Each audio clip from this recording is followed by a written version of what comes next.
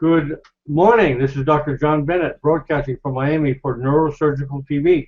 We're collaborating with an Indian hospital, the AIMS Hospital, AIIMS Hospital in New Delhi, with Department of Neurosurgery and Deepak Gupta to produce this series of pediatric neurosurgery, this conference series. And today we have the pleasure of having Vani Santosh, MD. She's a neuropathologist. Or pathologist. She'll tell us about that. And she's going to talk about neuropathology of pediatric brain tumors. But let me first introduce the panel. Slaven, could you please introduce yourself before Yes, thank you. Talks?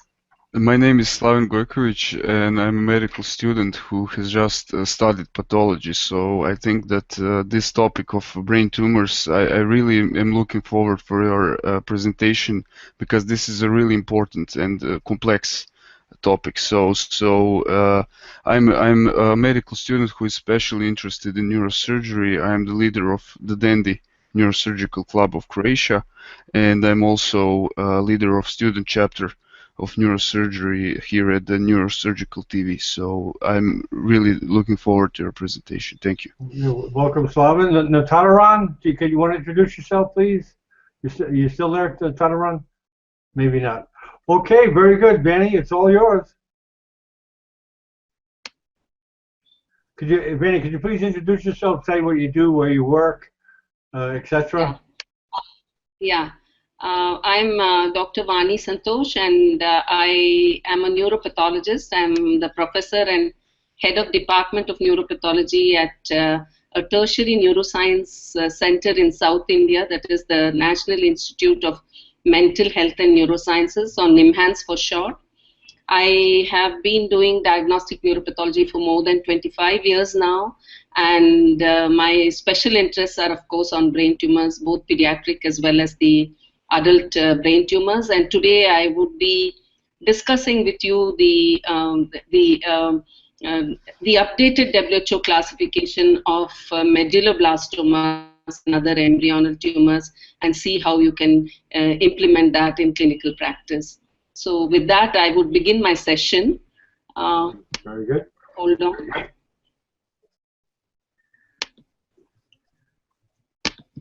Let's see if we can do it today.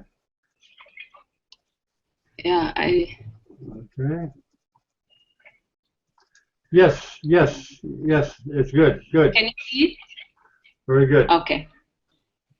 Yeah. So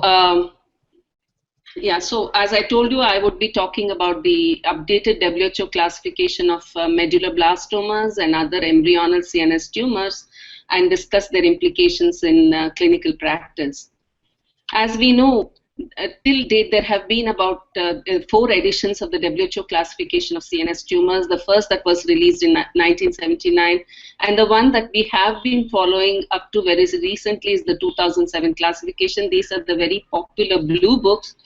And in all these, the diagnosis, classification, and grading has been based solely on the histomorphology of the tumors. What is now published very recently is the update of the 4th edition, or the 2016 classification. And here, the WHO for the first time uses molecular parameters in addition to histology to define many tumor entities, and that has brought about a major restructuring in the classification of several tumors such as gliomas, the medulloblastomas, and other embryonal tumors. And today I would discuss the medulloblastomas and the other embryonal tumors. Now, I will begin with the WHO 2007 classification and discuss as to how the 2016 classification has evolved from it.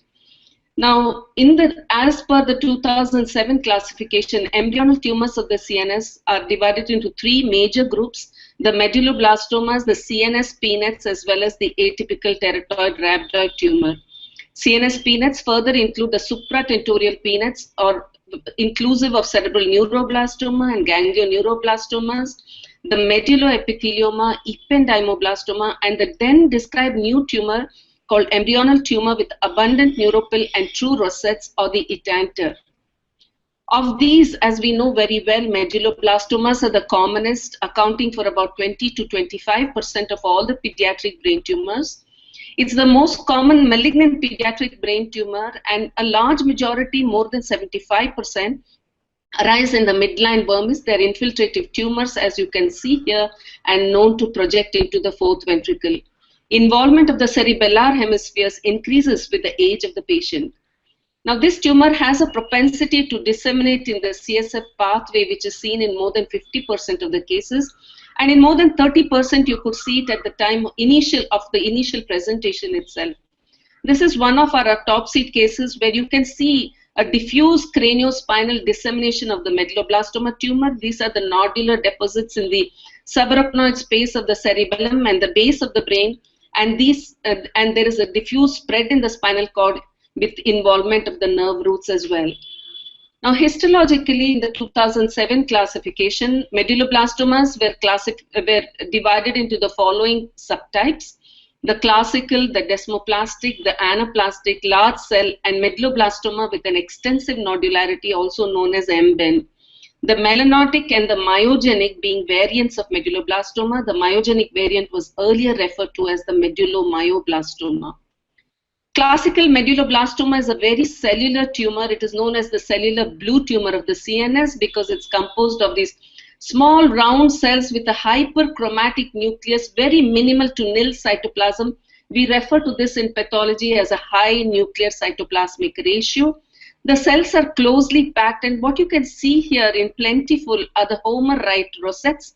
These are pseudo-rosettes that are formed by the processes of the tumor cells, which project inwards to form a conglomerate mass that stains with a neuronal stain that is known as synaptophysin, indicating that there is an early neuronal differentiation in these tumors.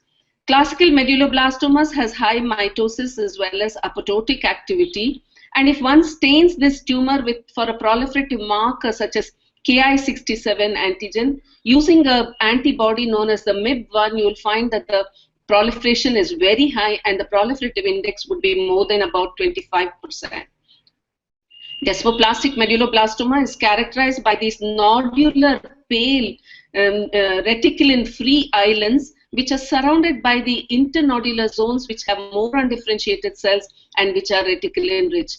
To label a tumor as desmoplastic medulloblastoma, you definitely have to see the nodular desmoplasia, because sometimes medulloblastoma tumors, they spread up to the surface, drawing the desmoplasia from the overlying leptomeninges, and this results in what is known as a streaming desmoplasia or a non-nodular desmoplasia, and this can be seen in any other histological variant of medulloblastoma and should not be considered as a desmoplastic medulloblastoma.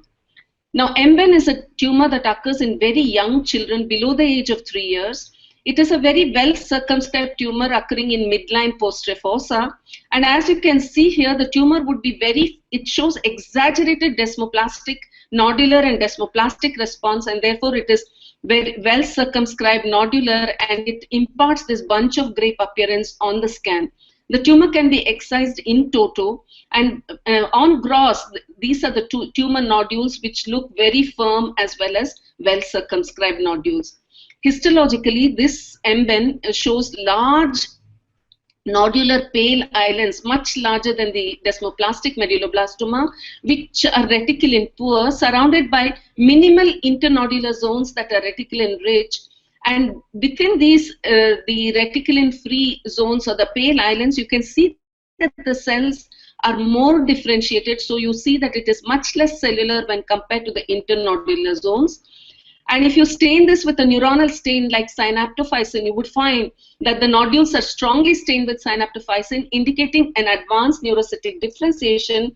And the MIB1 stain, which is a proliferative marker, whilst labeling the internodular zone significantly, would be significantly lower within the nodules or even absent within the nodules, and that talks about the differentiation of this particular tumor. Now, anaplastic medulloblastoma is defined by the size of the nucleus. These nuclei are 3 times or larger than that of the classical medulloblastoma nucleus, and they can show prominent nucleoli, as you can see here. Mitosis and apoptosis are found in plentiful, and they're not just scattered throughout the tumor, but they're found in clusters, as you can see here. One also sees this feature called as nuclear molding, where more than 2 or 3 nuclei, they mold together to form this particular feature. In addition to that, there can be cell-to-cell wrapping, where one cell wraps another cell. This is also known as cell cannibalism, and that occurs because of the high cellularity of this anaplastic medulloblastoma. Large cell medulloblastoma has nuclear features similar to anaplastic. Therefore, many authors combine the two entities and call it as large cell anaplastic medulloblastomas. In addition to that, it has moderate to abundant cytoplasm, and therefore these can be sometimes, particularly in very young children, mistaken for atypical teratoid rhabdoid tumors histologically. The way to differentiate that is to stain the section with the biomarker INI1, which shows a lost expression in ATRTs, which I would discuss subsequently, and shows the retained expression in case of large cell medulloblastoma, and that's how you differentiate large cell medulloblastomas from ATRTs. Necrosis is really not a feature of medulloblastomas, unlike that of glioblastomas, but whenever there is necrosis, it is often accompanied by either an anaplastic or a large cell medulloblastoma. So far, we have looked at the gross and the histological features of medulloblastoma. Moving on to the treatment of these patients, we know very well that they are treated with a combination of surgery, craniospinal irradiation, particularly in children above the age of 3 years, and chemotherapy. And with this multimodal approach, the long-term survival is quite good in this patient, seen in more than 75% of the patients, even though most of the survivors suffer from an impaired quality of life due to the treatment-associated side effects. Therefore, there has been a significant effort that has been dedicated to stratifying medulloblastoma patients based on not only the clinical, radiological, and histopathological features, but also on the molecular parameters, with an overall goal to de-escalate the therapy or for intensifying the treatment. The initial clinical risk stratification for pediatric medulloblastoma was based on the Chang criteria, as we know very well, which is also known as the primary staging system. This is a two-tier stratification system that depends upon the extent of tumor and extent of metastasis. Extent of tumor ranges from T1 to T4 depending upon the size and the infiltration outside the posterior fossa, and the extent of metastasis is graded on a scale of M0 to M4, and we know that M0 tumors, patients with M0 tumors have a much better prognosis when compared to the M+ tumors. So based on all these clinical parameters, initially the medulloblastoma patients were stratified as average risk or standard risk and high risk patients. Average risk being those who were equal to or above 3 years of age, with almost a total resection with less than 1.5 centimeters square of the residual tumor and without any metastatic disease. And the opposite were all the high risk patients. Whilst the 5-year survival rate in an average risk patient is approximately 70%, known to be about 40% only in the high risk patients. Subsequently, other parameters for prognosis were looked into, and initially histopathological characteristics were noted. And in the year 2007, McManamy and his colleagues showed that these histological characteristics are important prognostic markers of medulloblastomas, particularly in young children below the age of 5 years, irrespective of the disease burden, where desmoplastic nodular and MBENS had the best prognosis, followed by the classical, and the anaplastic large cell had the worst prognosis. However, the limitation of this study was that it did not reflect on the differences that exist within the same histological variants of medulloblastoma. Subsequently, other molecular prognostic markers were identified, and whilst the markers such as the overexpression of beta-catenin, tyrosine kinase C receptors were known to be associated with a good prognosis, overexpression of a growth factor like the CERB2 and a tumor suppressor gene like P53, and cytogenetic and genetic events such as the chromosome 17 aberration, MYC family amplifications were all associated with a poor prognosis in these patients.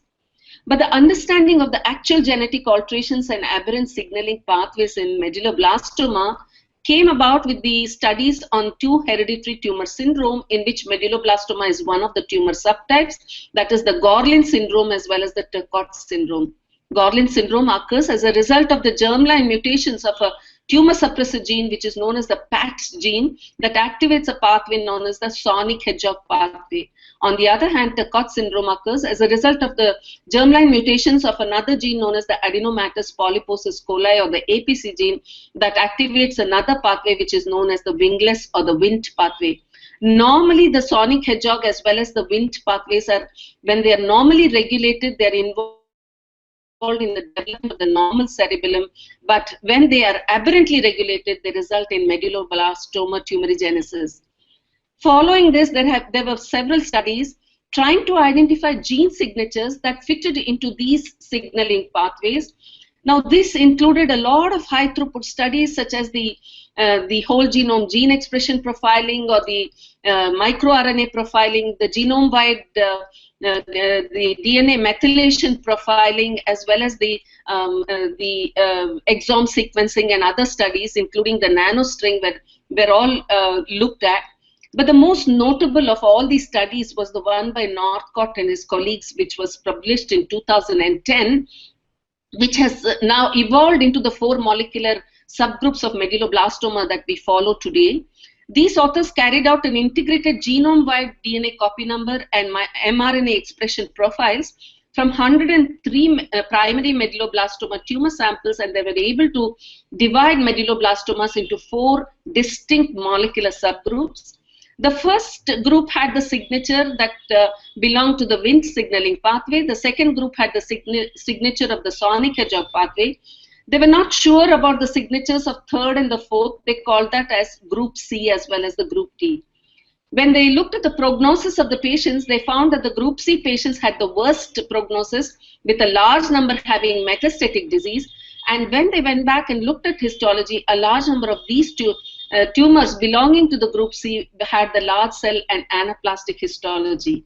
Now, these authors went a step ahead and raised monoclonal antibodies against key genes in each of these signaling pathways in order to get the information by simple immunohistochemistry, and the markers that have been used by several other studies, they have been validated by other studies and have become very useful clinically, are the beta-catenin, the GAB1, YAP1, as well as the filamin A. Let's see how these can differentiate the 4 molecular subgroups of medulloblastoma. Ellison and his colleagues, what they did was they showed that using these immunohistochemical markers, they were able to molecularly stratify tumors into the SHH group, the Wnt group, and the non-Wnt and the non-SHH, but they were not able to differentiate the group C and the D. GAB1 was the marker for SHH, beta-catenin expression was for the Wnt pathway, and filamin A and YAP1 were positive in both SHH as well as in the Wnt positive tumors. So following the validation by several other studies, now immunohistochemistry has become a surrogate for molecular markers in medulloblastoma, and the 3 molecular markers that are advocated to molecularly stratify the patients into 3 distinct groups are the beta-catenin, where one looks at only nuclear expression because the beta-catenin can also show a cytoplasmic expression, GAB1, which is a membrane staining, and YAP1, which is again a nuclear stain. Wnt activated tumors are positive for beta-catenin and YAP1, whereas the SHH activated tumors are positive for GAB1 as well as YAP1, and non-Wnt, non-SHH tumors are negative for all 3 markers. P53 staining is important in the SHH subgroup, which I will talk about later. And in all children less than 3 years of age, one stains the sections with INI1 to exclude the diagnosis of ATRT, where the expression in medulloblastomas is always retained. Additional molecular marker for the Wnt pathway tumors is to demonstrate monosomy of chromosome 6 by the fluorescent in situ hybridization technique, and for group C to differentiate in the non-Wnt, non-SHH group, to differentiate C from D is to demonstrate c-Myc amplification by the FISH technique, which is a very characteristic marker of group C. Now, this is one of our cases, a Wnt-activated medulloblastoma, that shows a classical histological phenotype of a classical medulloblastoma. The tumor shows nuclear positivity for beta-catenin, as you can appreciate here, as well as for YAP1, but it is negative for GAB1. So Wnt-activated tumors should be positive for beta-catenin as well as for the YAP1. On the other hand, this is an SHH-activated tumor which has a desmoplastic histological phenotype. It is positive for GAB1. You could see nicely appreciate the membrane staining with GAB1, as well as positive for YAP1, which is a nuclear stain. It is negative for beta-catenin. This shows only a membrane staining, but there is no nuclear staining, and hence we call it as negative for beta-catenin. So for the SHH-activated tumors, you need to see GAB1 as well as the YAP1 positivity. And non-Wnt, non-SHH tumors are negative for all the three markers. So meta-analysis of molecular and clinical data has clearly shown that there are 4 distinct subgroups of medulloblastoma: the Wnt-activated tumors, the SHH-activated tumors, the group C, which was later referred to as the group 3, and we refer to this as the group 3 now, and the group D, which is referred to as the group 4. Now, it has been shown that they differ not only in the demographics, their transcriptional profiles, their genetic alterations, but also in the tumor histology as well as their clinical outcomes. You might have seen these figures in several presentations. This is only a comparison of the different molecular subgroups with the clinico-pathological correlation, which is a consensus of all the studies that has been laid down over here. Now, I would describe this very briefly. Wnt-activated tumors, they constitute only 10% of medulloblastomas. They can occur in the children or in the adults with an equal frequency in the males and the females. They're usually classical on histology, but rarely they can even be large cell anaplastic. They rarely metastasize. The prognosis is very good. They show monosomy of chromosome 6 and another mutation known as the CTNNB1 mutation and activate the Wnt signaling pathway. The SHH-activated tumors, they account for about 30% of all the medulloblastomas. They can occur in the infants, the children, as well as in the adults, both in the males as well as in the females. Most often they're desmoplastic, nodular, or MBENs, but they can be classical or large cell anaplastic. Uncommonly, they are metastatic. In the infants, the prognosis is good, whereas in the others, it is intermediate, and they activate the SHH signaling pathway. Now, the group 3, the most aggressive of all the medulloblastoma subgroups, accounts for about 25% of all the medulloblastomas. And this is seen both in children, in the infants as well as the children, more in the males when compared to the females. Even though we know that that most of them have the large cell anaplastic histology, they can also be classical. Very frequently they metastasize, they have a very poor prognosis, and they do show the c-MYC amplification. The group 4 that constitutes 35% of the cases can occur in all the 4 ages, more in the males. They can be classical or LCA, and even though they metastasize, their prognosis is intermediate, and they show minimal MYC amplification by the FISH technique. So we know that in medulloblastomas, both histological and molecular subgroups have prognostic and therapeutic value. And whilst, if you look at the histological subgroups, whilst the desmoplastic nodular has the best prognosis, the LC has the worst prognosis. And among the molecular subgroup, the Wnt has the best prognosis, whereas the non-Wnt, non-SHH has the worst prognosis. However, when you combine the two, what you would see is these curves, where the Wnt-activated tumors have the best prognosis, followed by the SHH-activated classical or desmoplastic nodular, followed by the non-Wnt, non-SHH classical or desmoplastic, and then comes the SHH, which is large cell anaplastic, and the one that has the worst prognosis is the large cell anaplastic, which is non-Wnt and non-SHH, and these are all the results of the summary of the results of the CNS 9102 and the PNET3 trial. Later, the value of p53 mutations in prognostic medulloblastoma was established, and p53 mutations are known to be enriched in the Wnt-activated tumors in about 16% of the cases and 21% of the cases of SHH-activated tumors, but not in the group 3 and group 4. And whilst it does not have any prognostic implication in the Wnt-activated, it is supposed to be associated with a poor prognosis in case of an SHH-activated tumors. So this is the evolving risk stratification for medulloblastomas. Initially, we had seen the clinical parameters, but now what is included is the histology as well as the molecular parameters, with desmoplastic nodular or MBEN and Wnt-activated tumors coming under the average risk medulloblastomas, whereas the LCA, the non-Wnt and the non-SHH come under the high risk medulloblastomas. Apart from the prognostication, the molecular stratification also has an implication in the treatment, And currently, the average risk Wnt activated children below the age of 16 years are being considered for de-escalation of the chemotherapy, and those with SHH activated tumors are being considered for a targeted therapy as well. So what the WHO 2016 classification features is a combined morphology and genetics, and in medulloblastomas it features an integrated diagnosis that includes both the genotype as well as the histological phenotype. And for the SHH group only, the presence or absence of P53 mutation should be reported, and this can be done by a simple immunohistochemistry that demonstrates the mutant P53 protein. So this is the classification that has evolved with respect to medulloblastoma in 2016.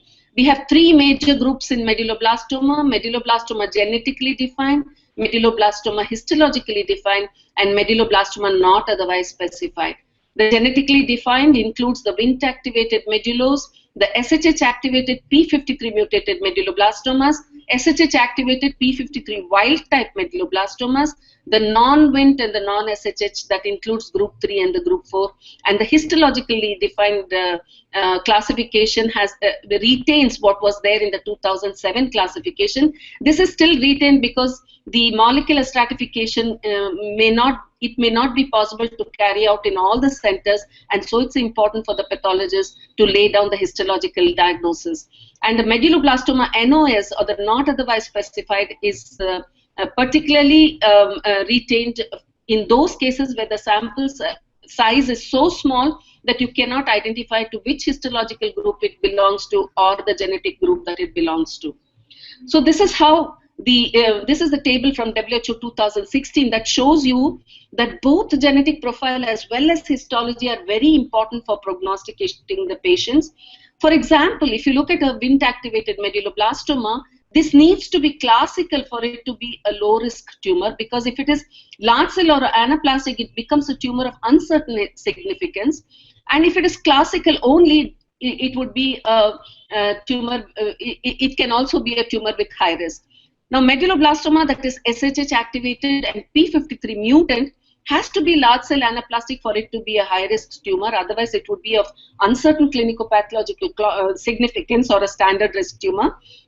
And an SHH activated P53 wild type needs to be a nodular desmoplastic or MBEN for it to be a low risk tumor, and non-Wnt non-SHH has to be large cell anaplastic for it to be a high risk tumor. This is only to again stress upon the fact that both histology as well as the molecular subtypes are important for prognosticating medulloblastoma patients.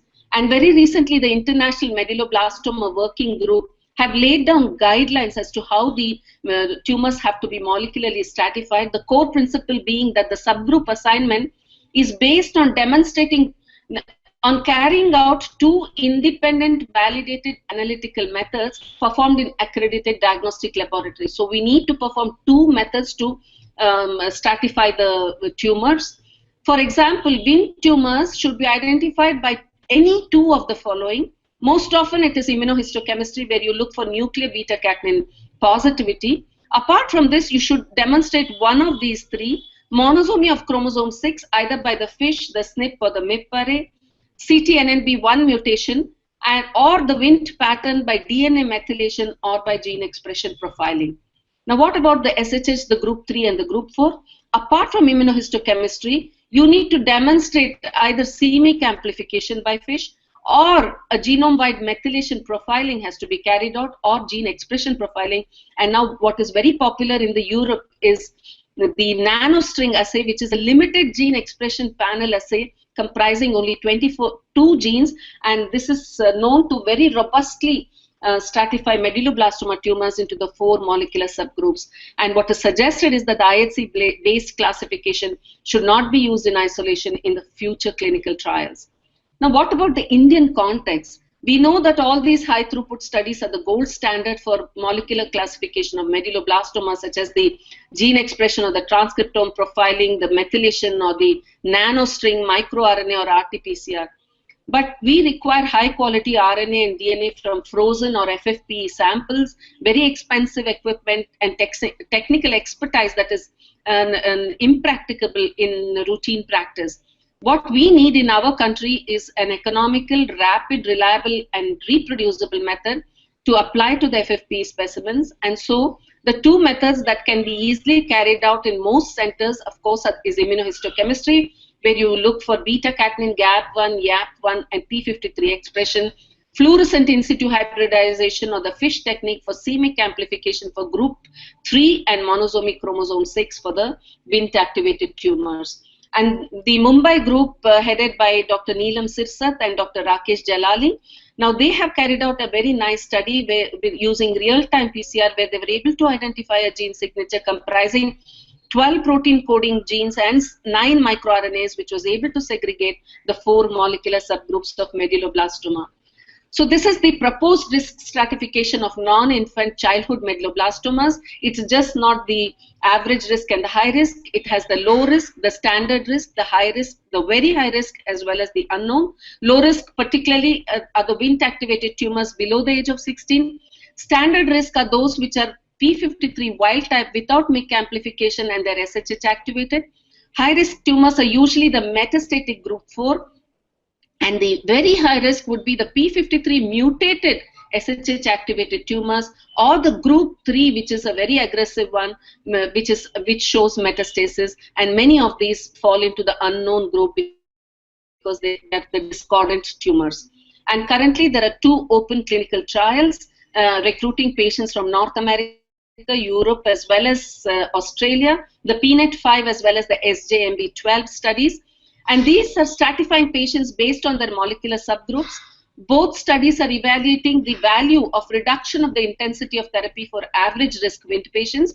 And in addition, the SJMB12 is also evaluating the use of targeted therapy in SHH patients and for select group 3 as well as the group 4 patients. Now I'll move on to the other embryonal tumors that I showed you earlier. Up to the 2007 classification, the term PNET has been used as an umbrella term under which are many histological subtypes, which includes the cerebral neuroblastoma, ganglioneuroblastoma, the embryonal tumor with abundant neuropil and true rosettes or the etanters, the ependymoblastoma, as well as the medulloepithelioma. However, in the 2016 classification, the term primitive neuroectodermal tumor or PNET has been completely removed from the diagnostic lexicon. And these 3 tumors, that is the etanters, the ependymoblastomas, and medulloepitheliomas, have been found to have a common genetic alteration which is known as C19MC alter. MC stands for the microRNA cluster on chromosome 19. These gets amplified in these 3 tumors, and together they have been termed as embryonal tumor with multi-layered rosettes, or the ETMR. So the WHO 2016 classification, it proposes the classification of embryonal tumors other than medulloblastomas into the following entities. Embryonal tumor with multi-layered rosettes, or the ETMR, that is C19MC alter, or not otherwise specified when you do not have facility to demonstrate this. The atypical teratoid rhabdoid tumor, CNS neuroblastoma, ganglioneuroblastoma, and the CNS embryonal tumor not otherwise specified when you do not know to which category it belongs. Now, what are these ETMRs with C19MC alteration? These are very aggressive tumors occurring in children less than 4 years of age with an average survival of 12 months. The way to identify this genetically is to demonstrate the C19MC amplification by the FISH technique. However, there is a surrogate for this, which is an immunohistochemical marker, which is also known as the Lin28A. Let's see what that is. Now, the 3 tumors that belong to this ETMR group are the etanters, that is the embryonal tumor with abundant neuropil and true rosettes, the ependymoblastoma, as well as the medulloepithelioma. Etanters are very large tumors occurring in infants in the supratentorial compartment. They're most often cystic, sometimes they can be solid cystic. Histologically, they show these undifferentiated cells which form true rosettes. As you can see here, these are the blastemal cells, and in between there is a mature neuropil and an abundant neuropil with either mature ganglion cells or intermediate sized ganglion cells. Ependymoblastoma is a very embryonal or a primitive tumor that has these true rosettes where there is multi-layering of the true rosettes composed of these blastemal cells. And medulloepithelioma is a tumor which has the reminisces the medullary plate embryologically, and therefore you would see this trabeculae or papillae lined by these undifferentiated cells with a external limiting membrane as well. Now the three tumors together are clubbed under this group of ETMR. All of them show the C19MC alteration, and LIN28 is the immunohistochemical marker for the ETMR subgroups. Now, what is LIN28? It's a protein that binds small RNAs, and it's a negative regulator of the LET7 family of the tumor suppressor microRNAs. It shows a diffuse and strong immunoreactivity for ETMRs, but you know, it is not entirely specific for ETMR because it can come positive in some gliomas, ATRTs, or germ cell tumors. However, it's a very useful tool to support the histological diagnosis. If you look at the other embryonal tumor, ATRT is the biggest group, and this is also genetically defined by alterations in two genes, the INI1, which is also known as the SMARCB1, or the BRG1, which is known as the SMARCA4. Now, ATRTs can occur anywhere in the neuraxis, but the most common location is the cerebellum or the CP angle, and we know that it is genetically related to another tumor known as the malignant rhabdoid tumor of the kidney, or the MRP. Histologically, it is a very cellular tumor, as you can see here, with large areas of necrosis. And in between that, there are these, apart from these, where you have these undifferentiated cells that has a peanut-like appearance. Now, apart from this, there would be foci containing these typical rhabdoid cells that have a abundant eosinophilic cytoplasm as intracytoplasmic inclusion, large nucleus and a prominent nucleolus, as well as a high mitosis, as you can see here. And sometimes you see these large vacuolated or pale cells which have been referred to as rhabdoid-like cells by Berger and his colleagues. These tumors can show varied morphology. They can show a peanut-like morphology. Sometimes they can have an epithelial-like pattern with these numerous papillae that can resemble a choroid plexus carcinoma. At other times, it can resemble a sarcomatous pattern with spindle-shaped cells that would be dispersed in interlacing fascicles, as you can see here, or when it would resemble an embryonal mesenchyme, as you can see here. This tumor exhibits a polyphenotypic immunoprofile. The tumor cells are diffusely positive for vimentin. They show focal positivity for epithelial membrane antigen, as well as variable positive for GFAP, or the glial fibrillary acidic protein, smooth muscle actin, but they're negative for desmin, which is an actual rhabdomarker. Therefore, it's a rhabdoid tumor and not a rhabdomyosarcoma. And the MIB labeling is usually very high in this particular embryonal tumor. However, the entity of ATRT is characterized by this genetic alteration where there is deletions or inactivating mutations of the gene called as INI1. This is a gene with several names known as SMARCB1, HSNF5, or the BAF47 on chromosome 22q11.2 band. And the immunohistochemical marker for this is the INI1 protein, and one needs to demonstrate absence of staining of INI protein, which is considered to be diagnostic because it's an inactivating mutation. Now, those tumors which retained INI1 expression, they rarely show loss of the expression of INI1, but they can show loss of expression of the other gene, which is known as the BRG1, and this occurs in very young children and has associated with a very poor prognosis. Now, this is the histology of the ATRT that shows you the absence of staining of the INI1 in the tumor cells. You can see that these cells which are lining the blood vessels are the endothelial cells which are positively stained, and this would serve as a positive internal control for your stain, so that you consider your stain to be working on this particular slide.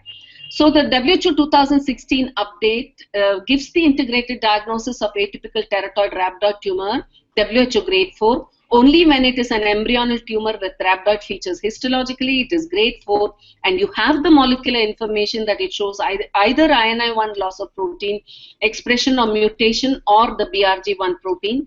Now, if there is no molecular information that you're not sure about this INI1 or the BRG1, then you would label the tumor. The integrated diagnosis would be embryonal tumor with rhabdoid features, WHO grade 4. You don't call it as an ATRT. So finally, I would like to stress upon the importance of immunohistochemistry and FISH in CNS embryonal tumors. We know that medulloblastoma molecular subgrouping can be easily done using these following immunohistochemical markers, the beta-catenin GAB1, YAP1, or the P53, or carry out FISH for c-MYC amplifications or monosomic chromosome 6. The immunohistochemical marker for ETMR is Lin28A, and the FISH technique is to look for the amplification of C19MC. ATRT is diagnosed by loss of INI1 or the BRIG1 antigens, and many times CNS embryonal tumors, the differential diagnosis histologically would be other pediatric CNS tumors such as the pediatric glioblastomas or very aggressive anaplastic ependymoma. So immunohistochemistry for other pediatric CNS tumors with similar morphology has to be carried out, and if all of them are negative, then the diagnosis would be CNS embryonal tumor not otherwise specified. So this is how the 2016 classification has evolved from the 2007. As you can see in the 2007, embryonal tumors, CNS PNETs, as well as the atypical teratoid rhabdoid tumor. Now we can see that it has medulloblastoma as a big group, which is further subdivided into the medulloblastoma genetically defined, medulloblastoma histologically defined, and medulloblastoma not otherwise specified. The second group is embryonal tumor with multi-layered rosettes or ETMR, that is C19MC altered, or the ETMR, which is NOS when you do not have facility to carry out this molecular study. Medulloepithelioma for some reason has been retained because these tumors can also occur intraorbitally. CNS neuroblastoma and ganglioneuroblastomas and CNS embryonal tumor not otherwise specified are the other tumors under this group. And among the ATRTs are two subgroups, the ATRT and the CNS embryonal tumor with rhabdoid features. Thank you very much. Thank you so much for this great presentation. Can you please get off the screen share? Yeah. Just give me a minute, please. I need to log out the PowerPoint. Okay, just thank you very, very much. Excellent presentation. Very good slides. Yeah. Good organization. Okay, Slava, do you have any questions or comments for? Yes, of course. I really enjoyed this Class A presentation, which is unbelievable. I mean, the breadth of information that you just presented to us is amazing. And of course, I have many questions, but I would like to ask one question from a student perspective. And that question would be, when you try to get general knowledge of the tumors of the central nervous system, what would you stress out as the main things that one should be aware of? I mean, to really understand or try to understand the tumors of the central nervous system, because this is such a complicated subject that for someone who does not have much education in this, it is quite hard to differentiate between these subtypes of tumors. So what would you stress out as perhaps the most important aspects of these tumors for one to really gain some understanding of the topic? I hope this question is, yes, thank you. Yeah. So to answer your question, I know that for clinicians it's very difficult to understand the histopathology of tumors. There's no doubt about that. But it's important that we know the age of the patient. Clinical parameters are very important to make a diagnosis. So the age of the patient, site of the tumor is very important, because we know that medulloblastomas, for example, are tumors occurring only in the cerebellum. So we are not going to diagnose medulloblastomas in the cerebral hemispheres. So they would be the other tumors that we are going to look at. Now let me first talk about the pediatric brain tumors. Now, as compared to the adult tumors, the pediatric brain tumors are predominantly located in the posterior fossa. We do have them in the supratentorial compartment, but they are much less, and they're low-grade astrocytomas like pilocytic astrocytomas. Now, if you look at the posterior fossa in the pediatric age group, three important tumors, the medulloblastomas, the ependymomas, and the pilocytic astrocytomas. Now, we know that radiologically, sometimes there is a confusion, even though most often it is quite easy to discern the three entities. Nevertheless, histologically, the pilocytic astrocytomas are very, very low grade, and they have spindle-shaped astrocytes with classical features, and they are very paucicellular tumors. Ependymomas are characterized by the perivascular rosettes and the ependymal nature of the tumor cells, whereas medulloblastomas are highly cellular tumors. They almost look completely blue when you stain them with hematoxylin and eosin. That is the first thing that you need to know, whether it's a paucicellular, whether it's moderately cellular, or highly cellular, and look for mitotic activity to see whether the tumor is malignant or not malignant. So that is the first clue in histology. After that, you look at the cell type. Is it an astrocyte? Is it an ependymal cell? Or is it an undifferentiated cell? Now, after doing that, look at the pattern, whether there are rosettes, there are perivascular arrangement, or there are rosenthal fibers, or any other such features. On the next step, you would proceed to do immunohistochemistry, because now most of the tumors are diagnosed along with immunohistochemistry. You have specific markers for the embryonal tumors, particularly for the astrocytomas, ependymomas. All the markers are different, and so one can easily identify that based on the marker status. I hope I was able to clarify some doubts.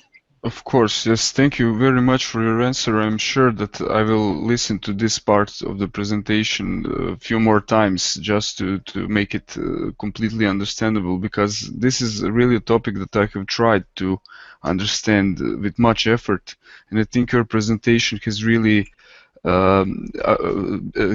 helped me to come a bit further in this trying, and I really would like to thank you for this high level of presentation that you. It is amazing to have a speaker like this and to learn from you. Thank you so much.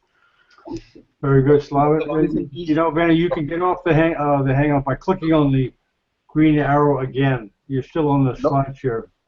Dr. Vani Santosh. Just click on that. Yeah, Deepak, Yeah, comment or question? Here. Good evening, ma'am. Thank you very much for a lovely presentation. Nowadays, radiologists, they are talking about, based on the imaging itself, they're able to tell specific histological subtypes of medulloblastomas. What do you think? What is the correlation between the two? Yeah, that's a good question, because there have been several studies that tried to correlate radiological images with the molecular subtypes of medulloblastomas, and studies have shown that the Wnt-activated tumors are predominantly located in the CP angle. The SHH-activated tumors are more in the cerebellar hemispheres, whereas the group 3 and the group 4 are located in the midline, in the Birmian region. And when you want to differentiate a group 3 from a group 4, you will see that the group 4 would be hypo-intense on the T1 weighted images, whereas the group 3 would be a hyper-intense tumor. So there are several radiological studies which are trying to correlate that, but I think we need more robust and validated studies from larger cohorts to be absolutely sure as far as the molecular subtyping is concerned, but nevertheless there has been an attempt at that. And nowadays, if I am correct, even for glioblastomas, people are talking about the pro-neural and the no-neural types, though they have divided into 4 different subtypes. Do you think a time is going to come where even the glioblastomas, you can have a histological and a radiological correlation? Yeah, basically, I mean, you know, the pro-neural, neural, the mesenchymal, and the classical have not really taken off very extensively, even though the Cancer Genomic Atlas did identify the 4 groups. But what WHO 2016 emphasizes on is the IDH mutant and the IDH wild-type glioblastomas. Now, large majority of glioblastomas, particularly in the adults, are the IDH wild-type because they are the de novo glioblastomas. They account for about 90% of all the glioblastomas, whereas the IDH mutant tumors comprise less than 10% of those glioblastomas. Now, studies have shown that radiologically also these two entities of glioblastomas do have different locations and different radiological features. I'm not an expert on radiology, but I know that the IDH wild type glioblastomas are predominantly seen in the temporal cortex and in the peritrigonal region, as compared to the IDH mutant glioblastomas, which are most often seen in the frontal cortex. So location plays a very important role for molecular subclassification of glioblastomas. Okay, thank you very much. I hope you enjoyed the platform, ma'am, and we are going to use your presentation for educational purpose of the residents and the delegates by watching it again and again. It's always a pleasure listening to your talks, and thank you very much for sparing out your valuable time and sharing your thoughts on new WHO classification of intracranial tumors. Thank you very much. We really appreciate it. Thank you. Thank you. Very good. Thank you very much. That will conclude this, and we have one more talk with Sandy Chatterley on spinal dysraphism. Okay, you can hang around for that if you'd like. Thank you very much. Good day.